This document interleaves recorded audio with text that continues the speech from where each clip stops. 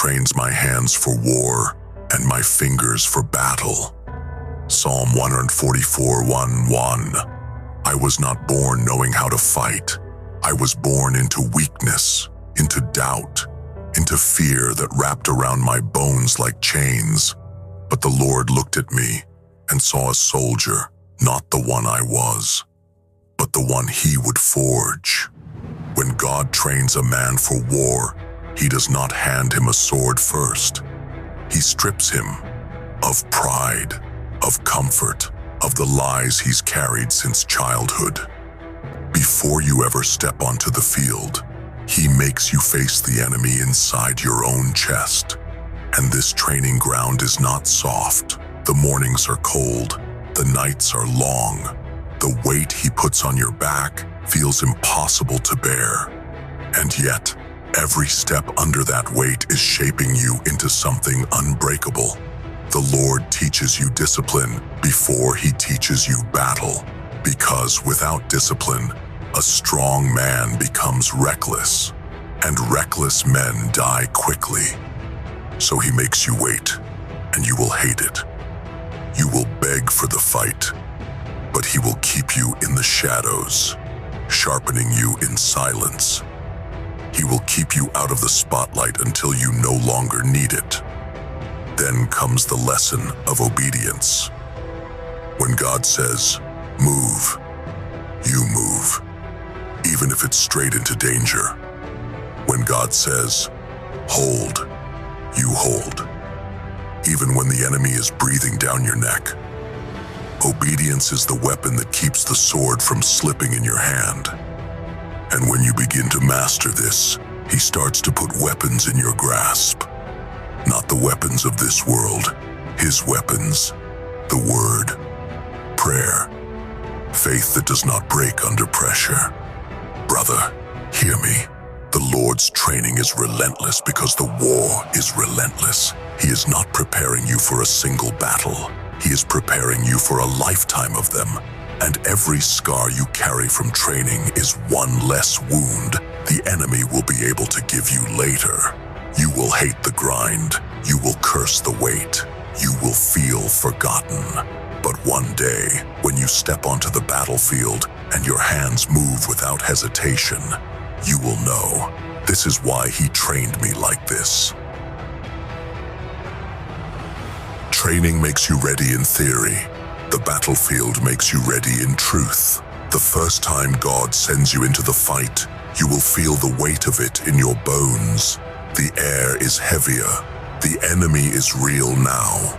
No longer a shadow in your mind, but flesh and blood, lies and venom, moving against you. And this is when you learn. Training was never about comfort. It was about control. Control over your fear. Control over your flesh. Control over your weapon. You hear the whisper of Psalm 144 in your head. Blessed be the Lord, my rock, who trains my hands for war. And your hands remember what they were taught before your mind catches up. When God trains you, he gives you instincts that the enemy cannot predict. You move when others freeze. You strike where others hesitate. You hold the line when others flee. And in the chaos of that first fight, you learn something even deeper. The Lord is not just your trainer. He is your shield. You will see attacks that should have ended you pass harmlessly by. You will see traps laid in your path crumble before you step into them. You will see the enemy's confidence drain when they realize you've been trained by someone they cannot see, yet cannot defeat. But the Lord will not shield you from every blow. No, some wounds he allows, because they will teach you what no victory ever could. A scar on the arm will teach you where to guard. A cut on the soul will teach you where to pray. The battlefield is the exam, and every soldier trained by God must pass it with blood in his boots. This is where he separates the ones who train for show from the ones who train for kingdom. The noise will roar around you, shouts of enemies, the cries of the wounded, the clash of weapons. But you will move with a different rhythm, because you are not fighting for survival. You are fighting for obedience. And here's the thing, the enemy never understands. The man who fights for himself will break when he's outnumbered. The man who fights for God will stand even when he's alone.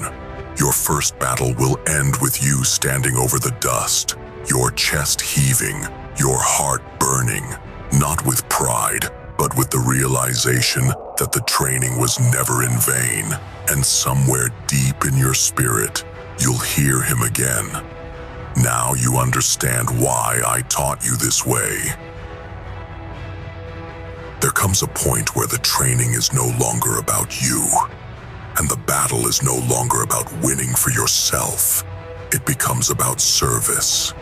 Absolute, uncompromising service to the one who called you.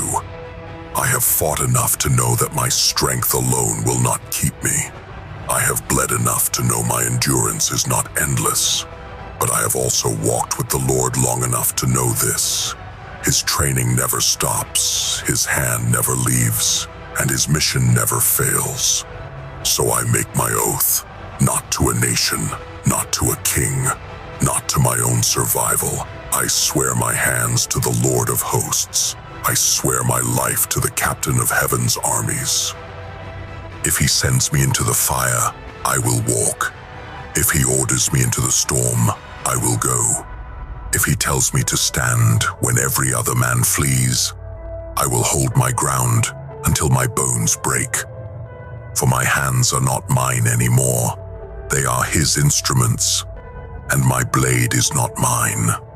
It is his judgment on darkness. He is my steadfast love and my fortress, my stronghold and my deliverer, my shield and he in whom I take refuge. Psalm 144:2. Every fight I enter now is holy ground. Every swing of the sword is worship. Every victory is his glory, not mine.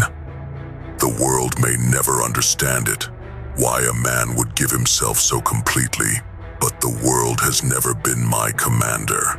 I have been trained by the Lord himself, and when he says, "Go," I will not hesitate. And if the day comes where my body falls in battle, let it be said that I died with my weapon in hand, my faith intact, and my eyes fixed on the one who trained me. For the war is not over when I fall. It only continues in the next soldier he has been shaping in the shadows. Until that day, I will rise with every dawn and remember my vow, my hands for his war, my strength for his kingdom, my life for his name.